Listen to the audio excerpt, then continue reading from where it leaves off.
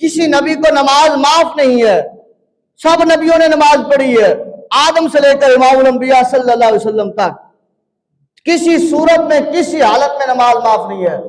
اگر بندہ سفر میں ہے نماز معاف نہیں ہے، بندہ تکلیف میں ہے نماز معاف نہیں ہے، بندہ پریشانی میں ہے نماز معاف نہیں ہے، بندہ مرنے پر ہے اور آخری اسٹیج پر ہے، نماز کا وقت ہو گیا ہے، زبان بند ہو چکی ہے، نماز کی معافی نہیں ہے، آنکھ بند ہو چکی ہے، نماز کی معافی نہیں ہے، اگر دل چل رہا ہے تو نماز کی معافی نہیں ہے۔ حکم ہے دل کے ساتھ وہیں پر پڑے پڑے اللہ کی بارگاہ میں قیام بھی کرو، رکوع بھی کرو، سجود بھی کرو، دل کے ساتھ کہ میں اب قیام کی حالت میں ہوں، اب میں رکوع کی حالت میں ہوں، اب میں سجدے کی حالت میں ہوں، اب میں تشہد کی حالت میں ہوں، اب میں سلام پھیرنے لگا ہوں، اب میں اللہ کی پاک بارگاہ میں دعا کر رہا ہوں۔ کسی جگہ پر معافی ہے؟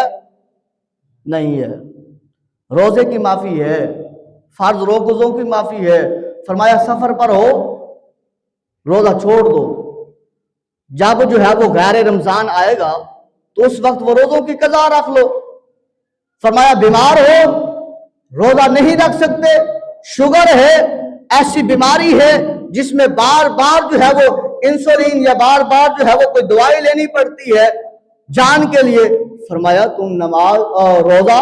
چھوڑ سکتے ہو، جب صحت یاب ہو جاؤ فرمایا روزہ رکھو۔ چھوڑنے کا تو وقت ملا نا، لیکن نماز ایسی ہے، فرمایا چاہے تمہیں شوگر کے پیشنٹ ہو، چاہے دل کی بیماری میں مبتلا ہو، چاہے آنکھوں سے اندھے ہو چکے ہو، چاہے تمہارے اوپر فالج ٹوٹ چکا ہے، چاہے تم میدان جہاد میں ہو،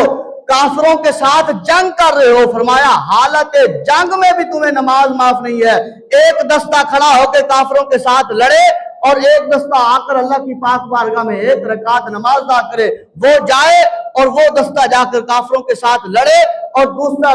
دستہ واپس لوٹائے، وہ نماز پڑھے اور پھر یہ جا کر مقابلہ کرے اور وہ پہلے والا واپس آ کر اپنی رکعتوں کو مکمل کر لے۔ نماز کی معافی بلند آواز سے کہہ دے نہیں ہے، نماز کی معافی نہیں ہے، لیکن روزے کی ہے۔ لیکن فرمایا کیا؟ وہی نماز جو میں اصل جو بتانا چاہتا ہوں، وہی نماز جس کی معافی نہیں ہے۔ اگر آ کر ہم نے نماز پڑھی ہے دکھاوے کے لیے، پتہ چلے فلاں کو کہ میں نے نماز پڑھی ہے، میں بڑا نمازی ہوں،